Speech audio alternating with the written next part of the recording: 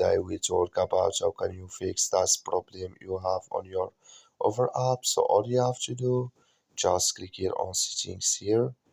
So then it's going to take you to this list. Then all you have to do, just go down here. So you keep going down here. So then you click here on apps.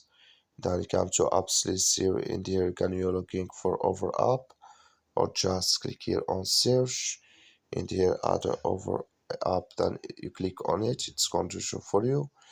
So then you click here on for stop. Click here on OK. So then you go down, click here on storage, click here on clear cache. Then all you have to do, just go to your Play Store, you click on it here.